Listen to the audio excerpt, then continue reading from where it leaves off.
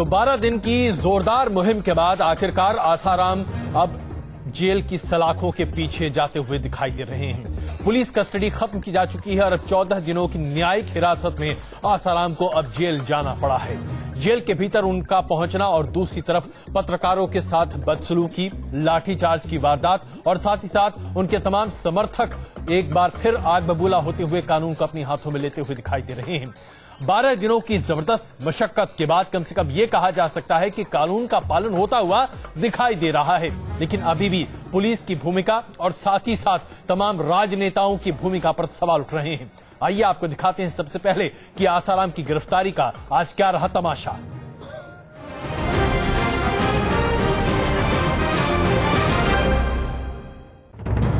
सलाखों के पीछे भेजे गए आसाराम 14 दिन के लिए भेजे गए जेल। अब तक संतों को समागम में आश्रय देने वाले आसाराम के अगले कुछ दिन कम से कम जेल की सलाखों के अंदर ही बीतेंगे। जोधपुर की एक अदालत ने नाबालिग से यौन शोषण के मामले में आसाराम को न्यायिक हिरासत में जेल भेज दिया है। न्यायालय में आसाराम बाबू को पेश किया गया और डायरी के साथ पेश किया गया। कुछ आपत्तियां आसाराम बाबू के अधिवक्ताओं ने लगाई कि इस डायरी में पेजिंग नहीं है और साथ में एक जमानत का प्रार्थना पत्र लगाया जिसकी सुनवाई कल सुबह 11 बजे होगी।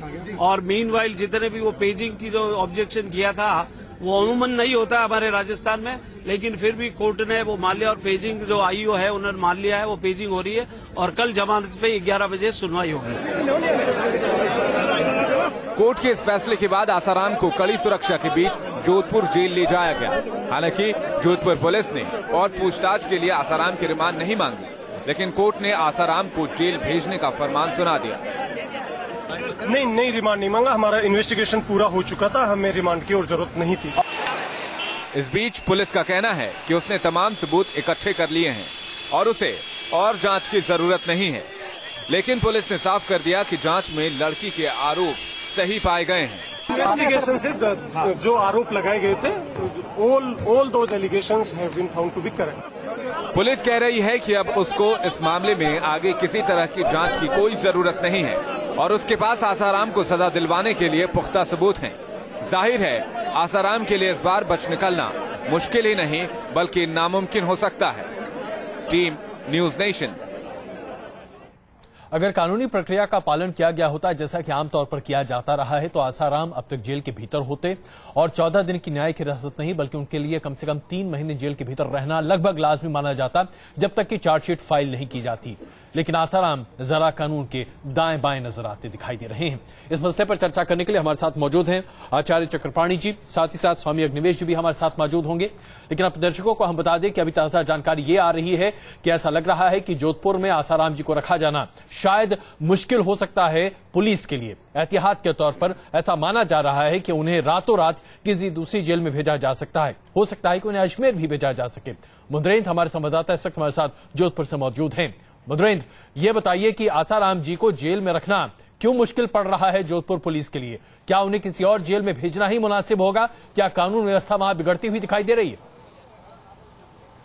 देखिए, जिस वक्त आसाराम को यहाँ लाया गया उस वक्त ठीक इसी जगह पर जहां मैं खड़ा हूं हजारों की संख्या में उनके समर्थक जुटे और सीधे तौर पर एक बार फिर पुराने रुख को अख्तियार करते हुए कानून व्यवस्था को अपने हाथ में लिया, मीडिया पर हमला किया, पुलिस से गुत्थम गुत्थी हुई। हम आपको बताएं कि कई मीडिया की गाड़ियां और उसके शीशे टूटे और उसके बाद पुलिस ने फिर लाठी जो है वो चलाया और लाठी चार्ज करने के बाद सैकड़ों की संख्या में जो यहाँ पर उपद्रवी थे उनको हिरासत में लिया गया।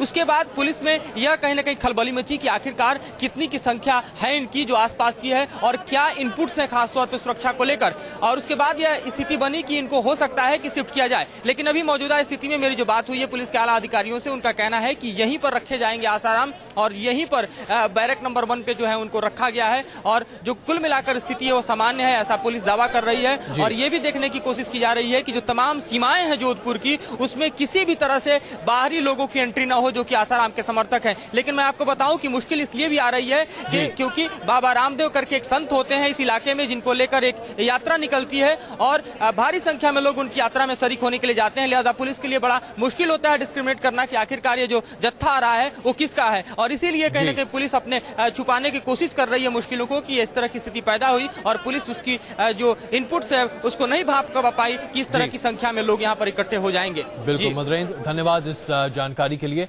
तो अभी ऐसा लग रहा है कि आसाराम जी को अभी फिलहाल जोधपुर की जेल में ही रखा जाएगा, लेकिन वहां कानून व्यवस्था को अपने हाथ में लेने की कोशिश उनके तमाम समर्थक करते हुए दिखाई दे रहे हैं। आचार्य चक्रपाणी जी, ये बताइए कि जिस तरीके से आसाराम बापू के समर्थक व्यवहार कर रहे हैं, बापू कहा जाना भी चाहिए या नहीं, ये अपने आप में बड़ी विडंबना वाली स्थिति है, लेकिन जो उनका व्यवहार है और जिस तरीके से आसाराम खुद व्यवहार कर रहे हैं, क्या ये उचित है, क्या ये शोभित व्यवहार है?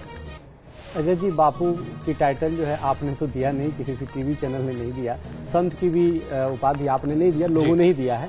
और जहां तक बात है ये समझ लीजिए कि 21वीं सदी के एक बहुत बड़ा अन्याय ये है कि इतनी, आपने अभी जो बोला कि इनको 3 महीने की जेल होना चाहिए, तो हमें लगता है मैंने ये नहीं कहा कि 3 महीने का जेल होना चाहिए, कम से कम होना चाहिए कि अगर एक ये आम मामला होता तो आम तौर पर एफआईआर फाइल करने में पुलिस को 3 महीने का वक्त लगता है, और जब तक एफआईआर फाइल नहीं होती है, माफ कीजिए, चार्जशीट फाइल नहीं होती है, तब तक व्यक्ति जेल में ही रहता है। लेकिन क्या आसाराम जी के साथ यही होगा, ये कह पाना मुश्किल। आप ये देखिए कि 30 तारीख तक समय था, 29 तारीख को उनके किसी रिश्तेदार की मौत हो जाती है, उसमें वो जाते हैं और उस समय मांगते हैं, समय नहीं मिल पाता है। 31 तारीख को उनकी गिरफ्तारी हो जाती है और वो जेल चले जाते हैं, आज वो जेल चले गए।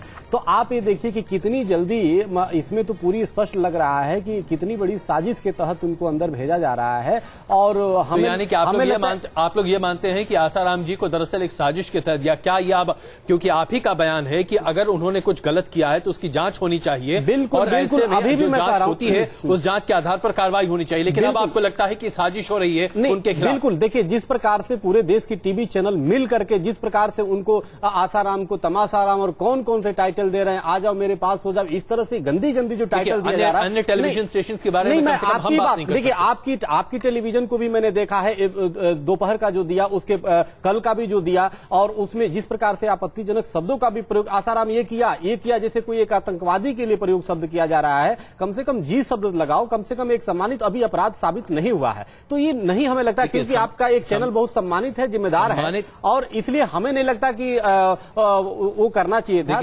जी लगाना और उसके बाद साथ साथ तमाम तरह के उसके साथ शोक्ति लगा देना अपने आप में भी एक तरह से गलत ही माना जाएगा। नहीं, ऐसा नहीं। देखिए, आप संवेदनाएं अपनी जगह हो सकती हैं, लेकिन आप समर्थन में, हम ये आपसे समझ, बिल्कुल समर्थन में, और इसलिए समर्थन है कि आप लोग उसका विरोध कर रहे हैं बहुत ज्यादा, और एक इंटेंशन में विरोध कर रहे हैं, इसलिए क्योंकि हमने शुरू से कहा, अजय जी शुरू से हमने कहा कि जांच होनी चाहिए, क्योंकि एक लड़की की अस्मिता की सवाल है। पहले ही हमारे ही टेलीविजन स्टेशन पर थे और आप ही का वक्तव्य मैं आपको दोहरा रहा हूँ। जी, आज आप उससे जरा एक अलग स्टैंड लेते हुए दिखाई दे रहे हैं, इसलिए कि आप लोगों ने इतने स्टैंड लिया, पूर्वाग्रह से ग्रसित होकर के आप लोग इतना दिखा रहे हैं।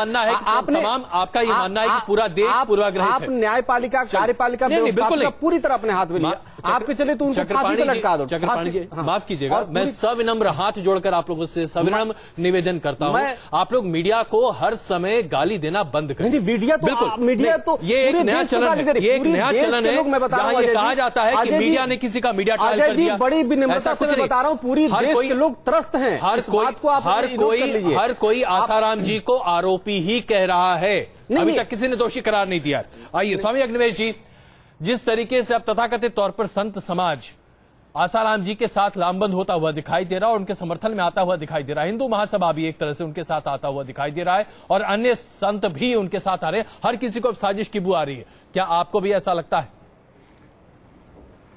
जी, साजिश तो मुझे कोई नहीं लग रहा है, अलबत्ता ये जरूर दिखाई पड़ रहा है, ये जो छुटभइये संत हैं ना, जो दुकानदारी चला रहे थे अभी तक बड़े आराम से, अब कहीं ना कहीं इनको कानून का शिकंजा इनके इर्द गिर्द भी, इनकी गर्दनों पर कसता नजर आ रहा है। इसलिए बेचारे बड़े दुखी हैं कि कल को आशाराम के नाम पर परसों हमारे साथ भी कहीं ये तो नहीं हो जाएगा। ये साफ झलक रहा है, अभी जो महाराज जी बोल रहे थे जी, और इनके साथी विश्व हिंदू परिषद के सिंगल जी बोल रहे हैं, ये सब के सब एक न एक दिन इस तरह से कानून की चपेट में आने वाले हैं और इसलिए इनको अभी से डर है।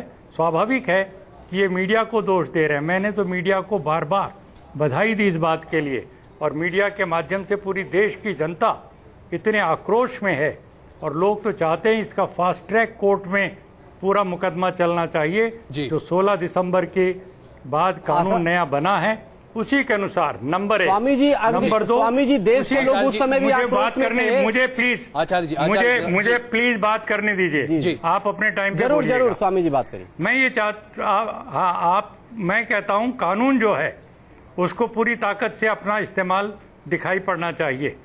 इस संदर्भ में मैं आपसे साफ कहना चाहूंगा, मैंने आपके चैनल पर लगातार कई बार अपना गुस्सा जाहिर किया था अशोक गहलोत जी के ऊपर और कहा था संवैधानिक दायित्व को वो पूरा नहीं कर रहे हैं।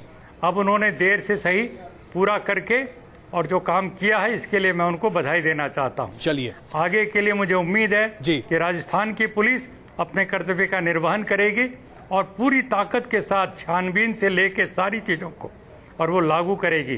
चारों तरफ जेल के कोई प्रदर्शनकारी अपना आतंक बचाना चाहते हैं तो उनके साथ सख्ती से निपटेगी।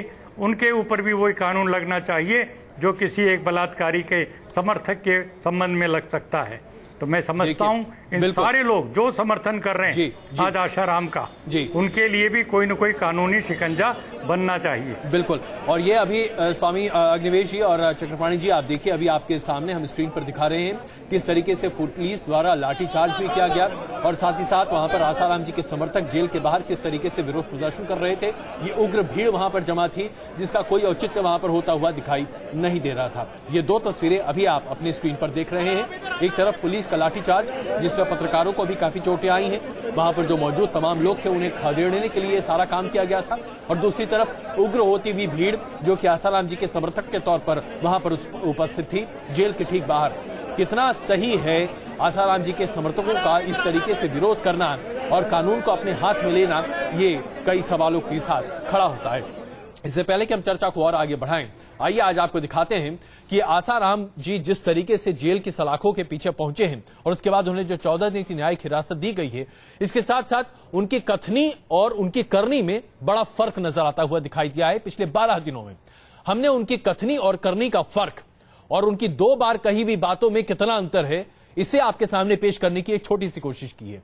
हम एक बार फिर इसे स्पष्ट कर देना चाहते हैं, ये जो तमाम आरोप लगाए जा रहे हैं लोगों द्वारा कि मीडिया ट्रायल है, सबसे पहले आसाराम जी दोषी नहीं है, ये कोई भी टेलीविजन स्टेशन नहीं कह सकता। कम से कम न्यूज नेशन ने आज तक इसके बारे में कभी कुछ नहीं कहा है। लेकिन उनकी जो अलग अलग वक्तव्य आते जा रहे हैं, जो उनकी कथनी और करनी का फर्क है, 8 ऐसे फर्क हैं जो अभी हम आपके सामने रख रहे हैं। देखिए, काला जादू तो तेरे दिल में जो काली माँ है बेटे, पहुँच ले और यहाँ उज्जवल जादू चलता है। आसाराम के भक्त उनके इस चेहरे से बखूबी वाकिफ हैं। सत्संग में बार बार आसाराम भक्तों को सच्चाई का पाठ पढ़ाते हैं, लेकिन खुद आसाराम बार बार झूठ बोल रहे हैं। कभी पुलिस से बचने के लिए झूठ तो कभी खुद को बेकसूर ठहराने के लिए झूठ। आसाराम का पहला झूठ 15 अगस्त को जोधपुर में नहीं था। 15 अगस्त को लड़की के साथ बलात्कार का मामला आने के बाद आसाराम ने खुद को इससे अलग करने की कोशिश की। पुलिस और मीडिया को बरगलाने के लिए आसाराम ने कहा कि मैं 15 अगस्त की रात जोधपुर में था ही नहीं, लेकिन आश्रम में मौजूद लोगों के बयान और एयरपोर्ट रिकॉर्ड से साबित हो गया कि आसाराम जोधपुर में ही थे। आसाराम का दूसरा झूठ माँ बाप के साथ लड़की से मिला था। आसाराम ने दूसरी बार बोला था कि वो लड़की से उसके माँ बाप के साथ कुटिया में मिले थे, लेकिन सबूत मिले कि आसाराम लड़की के साथ कुटिया में अकेले थे। आसाराम का तीसरा झूठ रेप का आरोप गलत है। आसाराम के खिलाफ जब दिल्ली में बलात्कार की रिपोर्ट दर्ज हुई तो आसाराम ने न सिर्फ इसे साजिश करार दिया बल्कि बलात्कार के आरोपों को ही खारिज कर दिया था, लेकिन पुलिस जांच और लड़की की सहेली के बयान में इस आरोप को सही पाया गया। ऐसे कुछ एविडेंस थे जो पीड़ित ने जो आरोप लगाए, वो पीड़ित के आरोप साबित होने पर ही हमने आसाराम को गिरफ्तार किया है। आसाराम का चौथा झूठ लड़की बीमार थी। आसाराम ने अपनी सफाई में कहा था कि लड़की बीमार थी और उसे इलाज के लिए मेरे पास लाया गया था, लेकिन जांच में इस आरोप की भी कलई खुल गई। आसाराम का पांचवा झूठ मैं बलात्कार नहीं कर सकता। आसाराम ने अपनी 74 साल की उम्र का हवाला देते हुए कहा था कि वो बलात्कार ही नहीं कर सकते, लेकिन डॉक्टर्स ने अपनी रिपोर्ट में साबित कर दिया कि वो यौन संबंध बनाने में सक्षम हैं।